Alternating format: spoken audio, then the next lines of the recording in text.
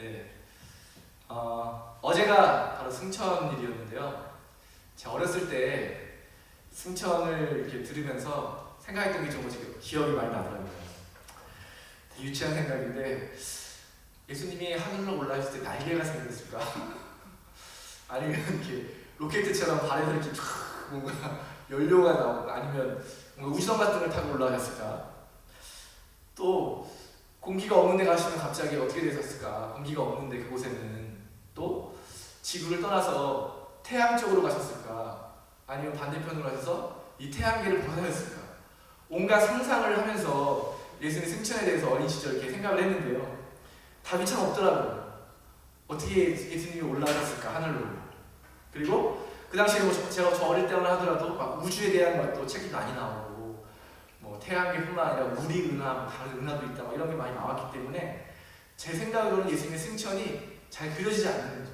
어떻게 사람이 하늘로 올라갈 수 있을까? 이런 생각을 했던 거죠. 우리가 사용하는 신앙의 언어, 또 우리가 성서가 말하는 언어가 어떤 그 특별한 특정한 문화와 역사적 맥락이 있다, 이걸 생각하지 않으면 어린 시절 제가 생각했던 것처럼 성서의 말을 이해하기 어려운 거죠. 그리고 계속 잘못된 방향으로 말씀을 깊이 묵상하게 되는데요. 그렇게 말씀 묵상할 때는 하나님의 뜻이 깨달아지는 게 아니라 미로에 빠지고 점점 신앙을 잃게 되는 그런 일이 생기는 것 같습니다. 그래서 성서를 읽을 때는 그 맥락이 되게 중요하거든요. 그 시대의 언어, 또 상징적 의미, 또 그것이 어떤 사건을 배경으로 어떤 경험들을 고백했던 것일까, 이렇게 한번 생각해보는 게 성서 읽는 데 굉장히 중요한 것 같습니다. 그런 차원에서 오늘 이 승천에 대해서 한번 생각해보면 좋겠는데요. 잘 아시죠? 니케아 신령이라는 신앙 고백에서 우리 어떻게 승천을 고백하냐면요, 하늘에 올라 성부 오른편에 앉아 계시며. 다시 한번 할까요? 하늘에 올라 성부 오른편에 앉아 계시며.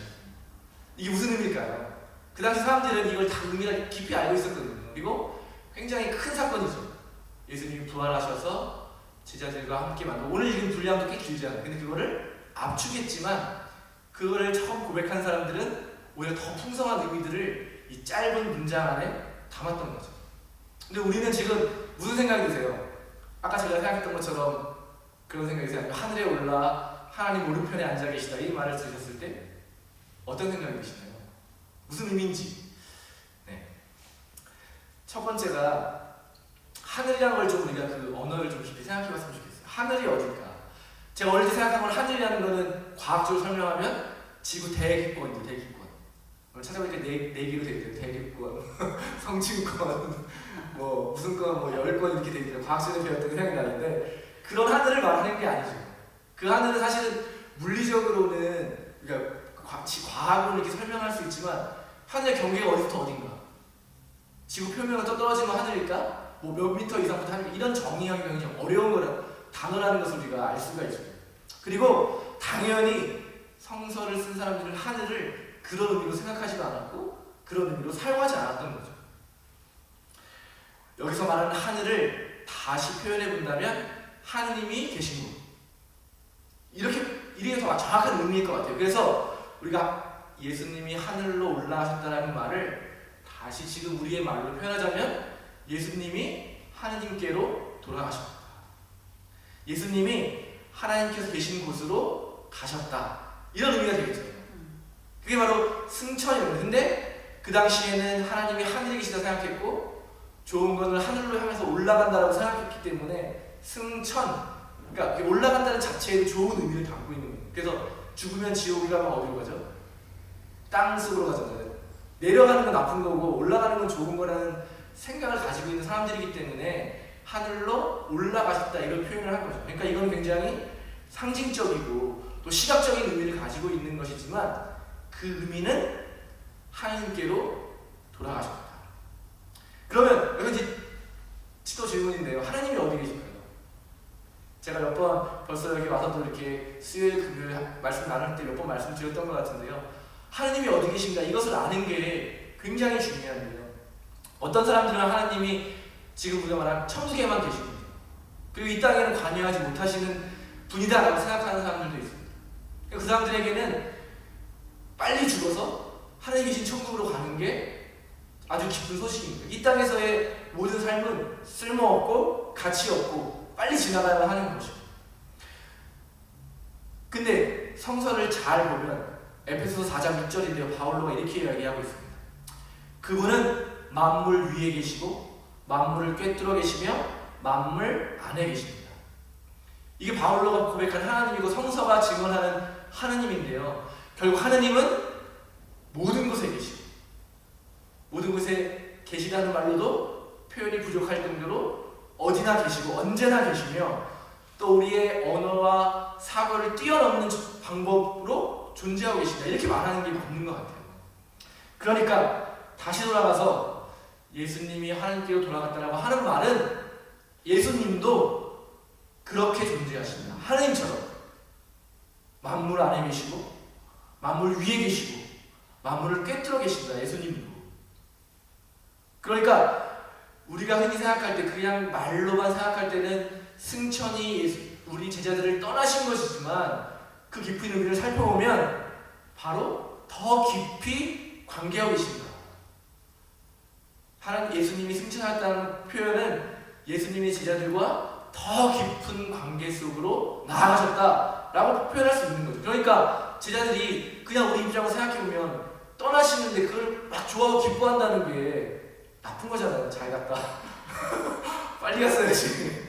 기다렸는데 아직까지 계시다가 이제 간다. 이런 게 아니잖아요. 이런 기쁨이 아니라 표현으로는 떠나갔다고 하지만 더 깊이 다가오셨고 이제는 그분이 안 계신 곳이 없고 내가 어디를 가든지 내가 어디에서 어디에 있든지 무엇을 하든지 주님이 함께 계십니다. 그러니까 예수님의 그 약속하신 말씀 땅 끝까지 나가라 라고 하는 말씀이 제자들이 힘을 얻고 가는 거죠. 왜냐하면 예루살렘만 예수님이 계신 게 아니라 예수님은 예루살렘에도 계시고 땅 끝에도 계시니까.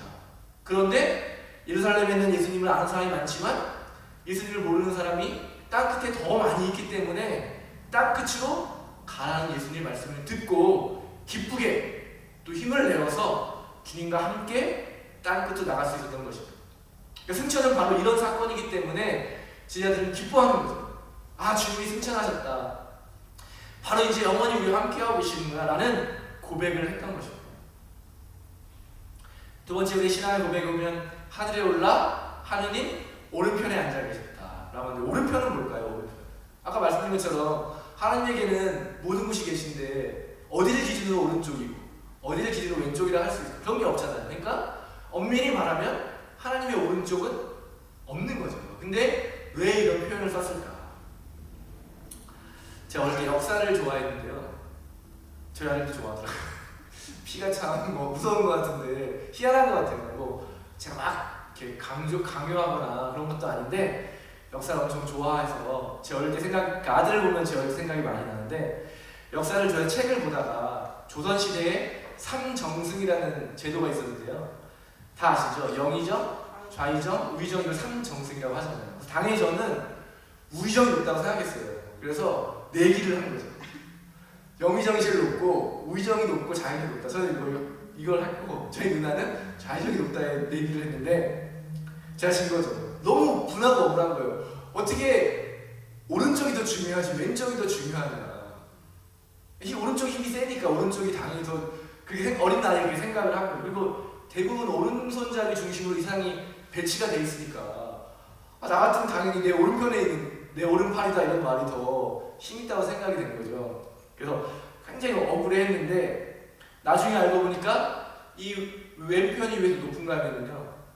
우리나라는 세계관이 음양 오행설 들어보셨죠? 음과 양과 오행이라고 하는 것을 가지고 세상을 설명했는데 왼쪽이 양, 오른쪽이 음을 의미하는 거예요.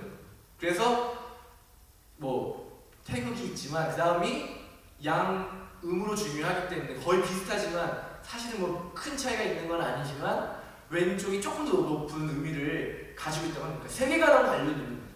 왼편이 더 높은 거는 그냥 다른 이유가 아니라 그런 세계관 속에 살고 있는 사람들이기 때문에 왼편이 높은 게 당연하게 받아들이는 거죠. 저는 지금 오른편이 높다고 생각하는 사고를 갖고 있는데 저에게는 그런 게 잘 이해가 되지 않는 거죠. 그런 왜 그렇게 생각하는지. 근데 세계관을 살펴보면 그런 의미가 있는 거예요. 그래서 남자가 절할 때는 왼손을 올리는 게 예절이고 여자가 이럴 때 오른손을 올리는 게 예절이라고 하는 건데 이게 다 음양과 관련돼서 어려운 게 아니잖아요. 근데 저는 계속 헷갈리거든요. 오른손인가? 왼손인가? 그런 세계관에 관련된 건데요. 그러니까 성서가 말하는 오른편. 근데 우리나라 사람들이 처음 그러면 이 성서를 들었을 때는 당연히 이해가 안 되잖아요. 예수님이 하나님 오른편에 계시다면 더 높은 왼편을 왜 비워뒀을까? 거긴 또 누가 있나? 이런 생각을 하는 게 당연하죠. 그러니까 세계관에서 역사와 문화의 맥락을 빼버리고 문자적으로 이해하면 이런 오해가 생긴다는 거죠. 그러면 성경이 쓰여진 세계관은 어떤 세계관이냐? 그 당시에 왕이라는 존재가 굉장히 거의 신하고 동급이거든요. 신적인 존재가 왕인데 왕이 자기 오른편에 앉게 해주는 사람은 가장 명예로운 사람, 그리고 왕의 충애를 받는 사람, 실제적으로 왕과 거의 같은 권한을 가진 사람을 왕의 오른편에 앉혔다는 거예요. 그러니까 이 고백, 예수님이 하나님의 오른편에 앉으셨다라는 고백은 예수님이 하나님과 같다라는 고백인 거죠. 그러니까 왼편, 오른편이 중요한 게 아니라 바로 예수님이 하느님이시다라고 하는 고백을 그런 상징의 언어로 표현한 것이죠. 다시 말씀드리지만 예수님의 승천은 결국 이제 예수님께서 하느님과 같이 모든 시간과 공간의 제약을 벗어나서 영원히 우리와 함께 하신다는 것을 경험했던 사람들의 고백인 거죠. 동시에 예수님이 바로 하느님이시다라고 하는 고백으로 우리가 믿고 있는 우리 신앙의 핵심에 있는 표현인 거죠. 이제 이해가 되시죠? 처음에는 하늘에 올라 성부 우편에 앉으시며 라고 하는 것을 우리가 어떤 의미일까를 잘 몰랐다면 이렇게 풀어보면 아주 깊은 신앙의 고백이라는 것을 우리가 알 수 있는 것이죠. 또 하나 우리가 또 이 승천을 기억할 때 한 가지만 더 좀 기억했으면 좋겠는데요. 같은 누가복음에 기록되어 있는 엠마오로 가던 제자들의 이야기에서 좀 이상한 장면이 하나 있으시잖아요. 예수님이 하루 종일 동행을 하시다가 머물자고 해서 들어가서 빵을 탁 때리는 순간 제자들이 예수님이구나 했는데 호련히 사라져버립니다. 이것도 똑같은 의미거든요. 거의 비슷한 의미예요. 왜 그런 일이 어떤 걸 의미하냐면 바로 계속 함께 하셨던 그 예수님이 죽음과 부활과 승천이라는 걸 통해서 우리에게 사라졌지만, 우리 눈에는 사라졌지만 우리와 함께하고 계신다. 그래서 좀 어려운 말로 이런 표현을 쓰거든요. 부재, 사제 부재 말고 없음이 있음의 기억을 더 강하게 한다. 떠남이 있음을 더욱 강하게 기억하게 한다는 거예요. 계속해서 그 있음을 우리가 경험하게 하는 것이 바로 부재라는 거죠. 그리스도 신앙에서 이 없음이라고 하는 의미가 여러 가지 있는데 그 중에 하나가 바로 떠나야만 더 깊이 만날 수 있다는 것이죠. 역설적인 표현이지만 없음이 있음의 기억을 더 강하게 합니다. 그래서 요한복음에 보면 예수님께서 제자들에게 이렇게 말씀하시는 거죠. 사실은 내가 떠나는 것이 너희에게 더 유익하다. 내가 떠나지 않으면 그 협조자가 너희에게 오시지 않을 것이다. 그러나 내가 가면 그분을 보내겠다고 말씀하셨습니다. 예수님이 가셔야 또 새로운 분이 오시는 거죠. 예수님이 가셔야 영원히 우리와 함께 하신 우리가 더 깊이 경험하고 고백하게 되는 것이죠. 결국 결론적으로 예수님의 승천은 첫 번째로는 부활의 의미를 더 깊이 이해할 수 있도록 해주는 그런 길로 우리를 인도해 줍니다. 동시에 이제 10일 후면 다가오는 성령 강림의 사건으로 또 우리를 이끌어주는 초대의 역할을 해주시는 거죠. 그래서 흔히 이 승천을 부활과 성령 강림의 연결고리 역할이다 이렇게 표현하거든요.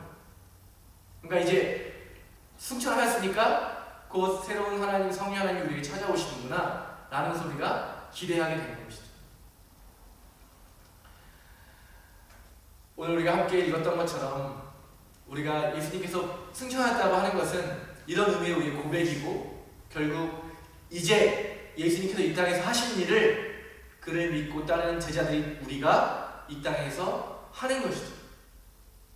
우리가 예수님이 되어서 예수님이 하셨던 그 길을 따라하고 예수님의 삶을 본받아서 그 삶으로 살아내는 일이 바로 말씀이 우리에게 요청하는 것이라는 것이죠.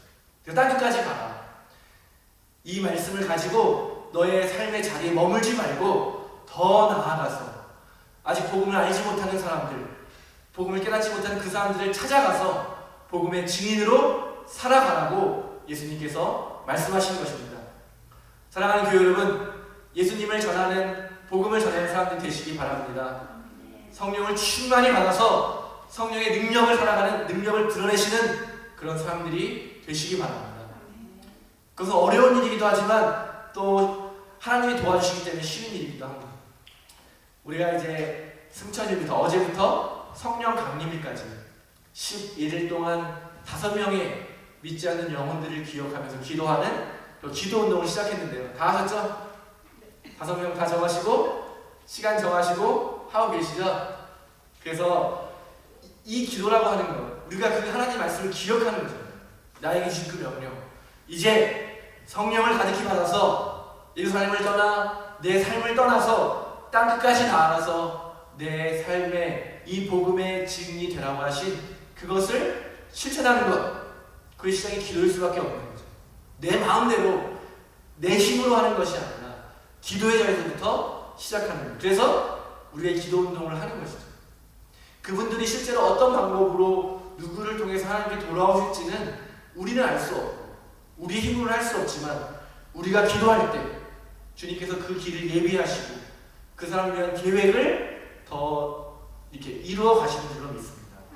여러분, 소홀히 여기지 마시고 지금 5명 기억하시고 결정하시고 바로 지금부터 함께 기도하시기 바랍니다. 주님께서 우리를 통해서 그 사람을 구원하기 원하십니다. 하나님께서 우리를 통해서 이 복음이 그 사람들에게 전파되기를 주님께서 원하고 계십니다. 성령의 힘으로 우리를 통해서 하시는 하나님의 일, 이걸 우리가 선교라고 부르는데요. 선교의 동역자가 우리 모두가 되었으면 좋겠습니다. 하나님께서 우리에게 맡기신 귀한 사명을 기억하면서 떠나심으로 더 깊이 우리에게 존재하시는 그 예수님을 오늘 하루 또 이 11일 동안 우리가 경험하면서 또 고백하고 선포하고 삶으로 드러내는 복된 시간이 되기를 간절히 원합니다. 우리 시간